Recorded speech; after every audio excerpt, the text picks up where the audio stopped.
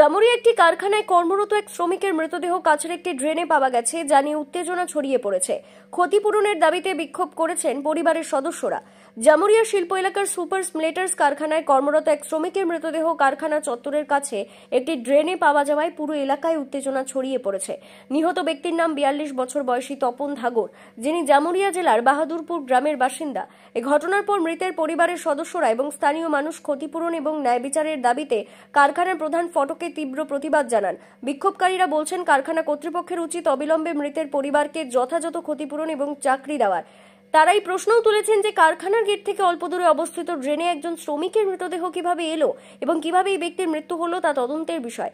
এটি অত্যন্ত দুঃখজনক ঘটনা এবং উদ্বেগজনক বিষয়, যারা পুঙ্খানুপুঙ্খ তদন্ত করা উচিত, যাতে সত্যতা বেরিয়ে আসে। প্রশাসনের অবিলম্বে হস্তক্ষেপ করা উচিত এবং ভুক্তভোগীর পরিবারকে ন্যায় বিচার প্রদান করা উচিত এবং তাদের চাকরি এবং ক্ষতিপূরণ দেওয়া উচিত, যাতে ভুক্তভোগীর পরিবারের ভরণ পোষণের ব্যবস্থা করা হয়।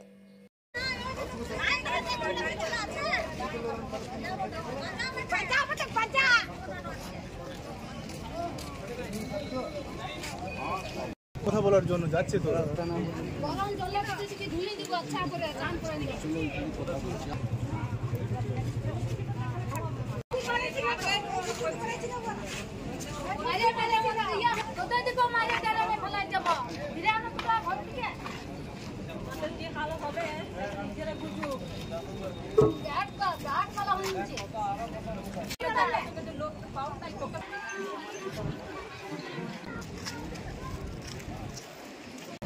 আমাদের স্বপন ধাগর এখানে এই ফ্যাক্টরিতে কাজ করতো। আজ আমাদের প্রায় বেলা 10টার সময় আমাদের বাড়িতে খবর আসে যে সে ব্যক্তি মারা গেছে। বাস আমরা এইটুকু খবর পেয়ে আমরা প্রশাসনের কাছে থেকে খবর পেয়ে আমরা ইয়েতে গেছিলাম, আমরা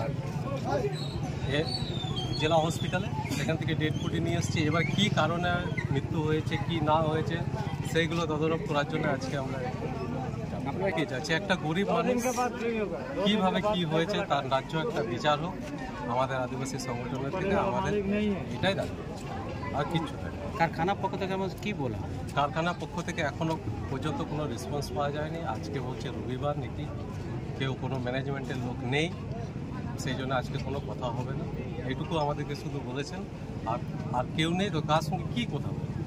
এটা না হলে আপনি পরবর্তীকালে কী করবেন? এটা না হলে আমরা আদিবাসী সমাজ থেকে আরও এর থেকে অনেক বৃহত্তর আন্দোলন করবো আমরা, এবং যাতে আমরা প্রশাসনের কাছে এটা দাবি রাখবো যে এইভাবে বরংবার যে দুর্ঘটনাগুলো ঘটে চলেছে এইসব ফ্যাক্টরিগুলো সেগুলো যথারীতি বিচার করা হোক এবং সাধারণ মানুষ যেন তার ন্যায্য প্রাপ্য কিংবা যেটা আছে সেটা পাক, এটাই আমাদের দাবি। তাই না? আপনার পরিচয়? আমি আদিবাসী যুবগোষ্ঠীর প্রেসিডেন্ট বাবু উজ্জ্বল, জামুরিয়া। তো কয়েক বছর ধরে কাজ করতে করতে এখানেই খাওয়া দাওয়া, এখানে থাকা আর ডিউটিও এখানে। ওর বডিটা নাকি ড্রেনে পাওয়া গেছে। আমাদের বলার একটাই উদ্দেশ্য যে ওনার বডি ড্রেনে এলো কি করে? উনি কারখানার ভিতরে খাওয়া দাওয়া, কারখানার ভিতরেই থাকতো, কারখানার ভিতরে সব কিছু, বডিটা এলো কি করে? তো মনে হয় নিশ্চয়ই কিছু ঘটনা ঘটেছে ভিতরে, তারপর ওনার বডিটা ড্রেনে ফেলা হয়েছে।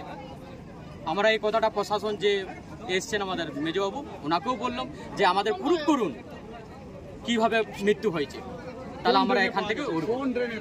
ড্রেনের সামনে সুপার থেকে যেটা ড্রেনটা বেরিয়েছে, সুপারের যে জলটা বেরিয়েছে ওই ড্রেনের মধ্যে বডিটা পা গেল। সেটা কারখানা থেকে কত দূরে? কারখানা থেকে মোটামুটি কত দূরে? ওই তো সামনে মোটামুটি 50-60 ফুট কারখানা গেট থেকে। কারখানা গেট থেকে। কিন্তু আপনারা তো বলছেন ও কারখানা হোস্টেলে থাকতো, সে তো ভেতরে থাকতো। হ্যাঁ, ভিতরে। আমাদের কথা ওটাই তো, যদি শিফটিং ডিউটি হতো তো ডিউটি হতে পারে, ছুটি হয়েছে, উনি যেতে যেতে কিছু ঘটনা ঘটেছে। উনি তো দীর্ঘদিন ধরে এখানে কারখানার মধ্যে থাকছেন, খাওয়া দাওয়া কাজ ফাজ সব ওখানে ভিতরে। তো উনি বাইরে কি করে এলেন, আর বাইরে মৃত্যুটা হলো কি করে? কালকে কোন শিফটে ডিউটি ছিল তার? আর শিফটে দেখে ওদের ডিউটি শিফটিং ডিউটি নেই। ওদের ডিউটি মাল যেভাবে আসবে, রেখে মাল আসে, রাত 12টায় আসবে, রাত 12টায় কাজ করবে। ঠিক আছে, জানতে পেলাম আমরা 11টার সময় প্রশাসনের পক্ষ থেকে জানতে পেলাম যে এমনি ব্যাপার, আদিবাসীর একটা বডি পাওয়া গেছে।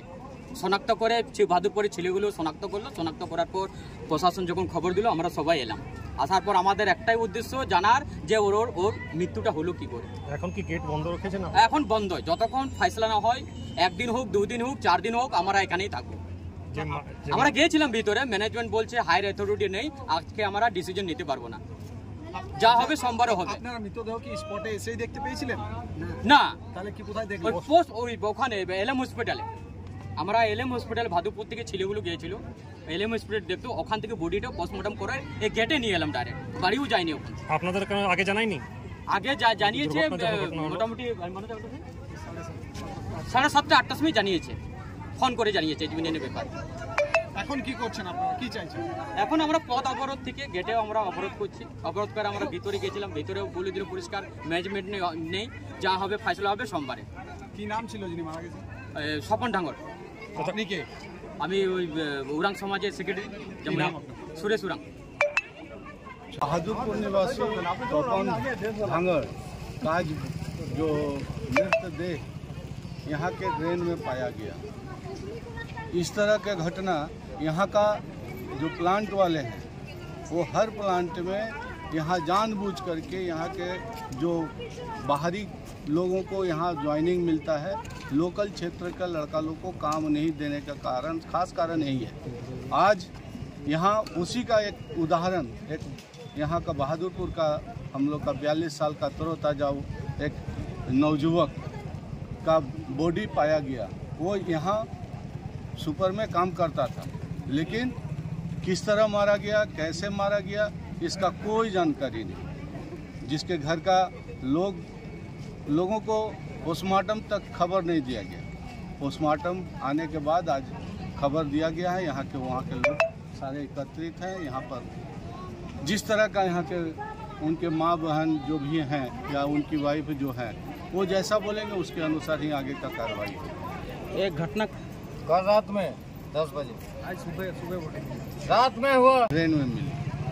आप लोग क्या करते हैं? हम लोग चाहते हैं जो न्यायोचित जो उस व्यक्ति को मिलना चाहिए, उनके परिवार को एक सही सम्मान के साथ एक सही जो मानदंड है, जो हमारे केंद्र सरकार राज्य सरकार के द्वारा जो प्रस्तावित फंड है, उनको मिलना चाहिए और एक नौकरी की व्यवस्था की जाए। कारखाना तरफ से कोई बात नहीं हुआ। उनके परिवार के लोगों से शायद अभी ज्ञात हुआ है कि कुछ लोगों का संपर्क साधा गया है और वो लोग शायद अंदर गए हैं। आपका परिचय? संतोष सिंह, भारतीय जनता पार्टी।